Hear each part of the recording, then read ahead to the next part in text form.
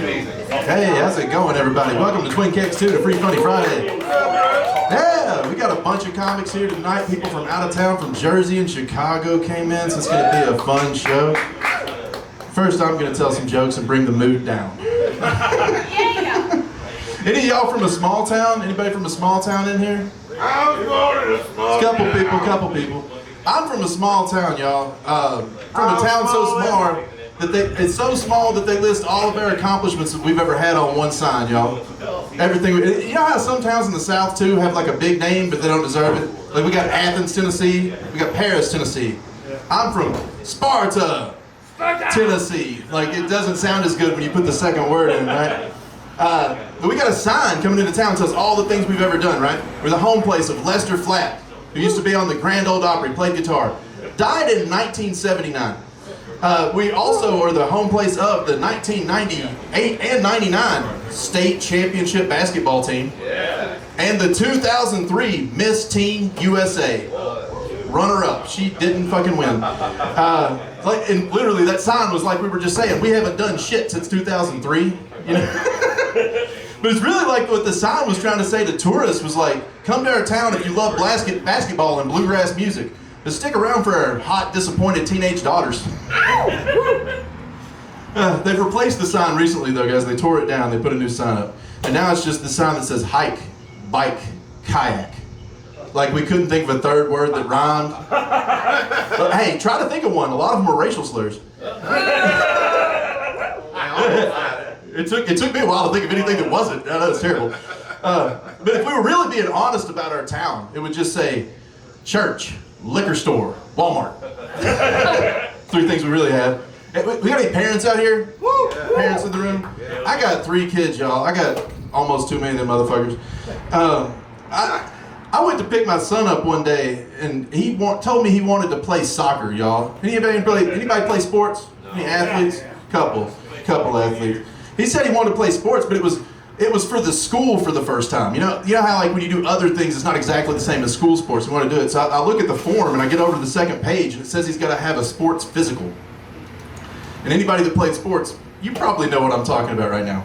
But my son at this point, he's 11, right? And I've been telling him his whole life, look man, if anybody tries to touch you in your no-no place, right around here, pick up something heavy, pick up something sharp, start stabbing them. Hit them with that. Scream at the top of your fucking lungs. Dude, don't let him do that, man. And I'm reading this thing and I'm like, uh-oh, so now I've got to have a talk with him, right? We're sitting there in the car and I was like, son, if you want to play soccer, I gotta let you know, man, you gotta go to the doctor. It's like a normal doctor thing, but he's gonna do something kind of weird. He's gonna shut the door and then he's gonna ask you to take your pants off. And he's gonna ask you to take off your underwear, and then he's gonna walk up and he's gonna put his hand where I told you not to let people touch you. And he's gonna get a real tight grip in there, like he's gonna get his fingers in. And then he's gonna ask you to turn your head to the side and cough. Like, and my son was like, you're lying. And I said, no son, I'm not. Matter of fact, everybody that ever played sports, every single one of them had to do this. And he said, what is that for? And I said, I don't know. Like, I still have no idea why they do this test. But in order to play sports, you don't have a choice, you have to do this. And knowing that, do you wanna play soccer? And he said, well, if I play soccer, does my sister have to come to my games? And I said, yeah, she'll have to. When she played volleyball, you had to go to her games, so she'll have to come to some of yours. And he said, well, then I want to play. And I said, son, you're telling me you're willing to get molested just to inconvenience your sister a little bit? And he looked me right in the eye and said, yeah, I am. Hell yeah. And I told him, I'm not going to take you. I'm not taking you, son. Matter of fact, I told him his stepfather should take him because his stepfather, y'all, was his soccer coach. And if you're going to bond with somebody about being molested, shouldn't it be your stepfather? Same kids, y'all. I got a daughter and a son, but my daughter's a little bit older than my oldest son, right? And you know how kids will get to fighting over shit? And it's kind of funny. Like when they're young, so they had his tablet computer, but it's one of them cheap piece of shit Amazon things. So I don't care if it gets broke, right? They're just dragging it back and forth across the room. And my little girl's kind of beating up her brother, that shit's funny, right? Right up until the moment that I heard, but your Pornhub searches, he's 12, y'all. He's 12. So I think I did the right thing. I walk over, right, and I just grabbed that, I just dad hand it, the quick grab.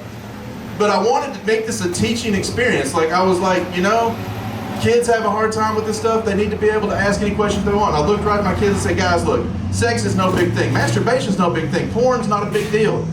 If you guys have any questions about anything like that, you can ask me and I'll tell you the truth. I won't lie to you. I'll tell you exactly what the answer is. And I guess, y'all, that my 8-year-old had been waiting for this moment. Like, he had been biding his time, waiting to ask questions. Because right at that moment, he looks me right in the face and said, Dad, sometimes when I get nervous or I get scared, my penis stands straight up. And I said, what? Because I didn't understand it. He said, Dad, when I get nervous or I get scared, my penis stands straight up. And I said, buddy, that's not a big deal. That's a fear erection. It happens to lots of people. It's a totally normal thing. It's not a big deal. And he said, phew, I'm sure glad that never happens when I'm around my girlfriend. There's no such thing as a girlfriend erection, right? And I said, oh no, buddy, you're gonna be so surprised one day when you find out that the girlfriend erection, easily the most common type. It's way more common than the wife erection, way more common. But no more questions are coming, right guys? And I get to the moment where I was curious anyway, so I look at the tablet to see what his Pornhub searches were. And the first search is just for gay. Okay. And the second search is for gay black. Well, hey, at least he's not racist. I mean, for the South, I pulled something off there, right? At that moment, I was like, what do I do? What's the good dad thing to do? I think I nailed it though, guys. I said, look, everybody, you come here. And all three of my kids, you come over here right now, and I showed them this tablet. And I said, this is Chrome, right? Now look up here in the upper right corner. You see this? That's where you turn on incognito mode. I didn't even know none of that shit. All right, got one more and I'm gonna get off here. So, y'all, we already got, some of y'all got kids. Y'all have any kids that are in school? Anybody got kids in school? Okay, so I got a phone call from the school the other day, and that's like the worst thing you can get, right? You take your kids to school, and then the school calls, and you're like, oh shit, what did they do? Like, that's immediately the first thought, right? And I pick up the phone, and the first thing the lady says is, this is the nurse at your son's school. And I'm like, oh, great, because maybe they just got hurt. Didn't do anything stupid. And she says, Mr. Jolley, I've got your son here, and I just need to let you know that a little while ago he was in the cafeteria with some other students, and for some reason he decided to drink some hand sanitizer. And I said, okay. So he drank some hand sanitizer. Did he drink a lot? I said, no. I said, is he drunk? No. Sent his ass back to class. You know, that's no big deal. Kind of laugh. And I was like, I'll talk to him when he gets home. Hang up the phone. 30 minutes later, y'all. 30 minutes later, phone rings again. Mr. Jolley, this is the nurse's office again. Your son has drank hand sanitizer for a second time. And I was like, you're kidding, right? No, Mr. Jolley. He said, and we're going to put an adult with him for the rest of the day. So the rest of the day at school from noon to 3, we're going to have this adult trail him around to make sure he doesn't drink hand sanitizer any fucking more. Because my kid can't control himself, right? I said, okay, I'll do something when he gets home. So I go pick him up. And I get to the house right now. I mean, I grew up in the 80s. How many of y'all grew up in the 80s? Several? All right, so I think I did the right thing, right? I brought my son in and said, look, son, you know you're not supposed to do this, and you know you're not supposed to drink that, but if you're going to drink hand sanitizer, you're going to drink this whole bottle. And I set a big bottle right down in front of him. And he looked at me and I said, you're going to do it. And I got him a shot glass, guys. And my son started taking shots of hand sanitizer. And did you guys know that stuff is 140 proof? It's nearly 151. Like, it's strong. And he's just taking shots, and they're going down smooth, like quick. I was like, what? And then I looked at the price tag, y'all. Did you guys know hand sanitizer is cheaper than vodka? What I'm saying, guys, is my whole house drinks hand sanitizer now because it's cheaper.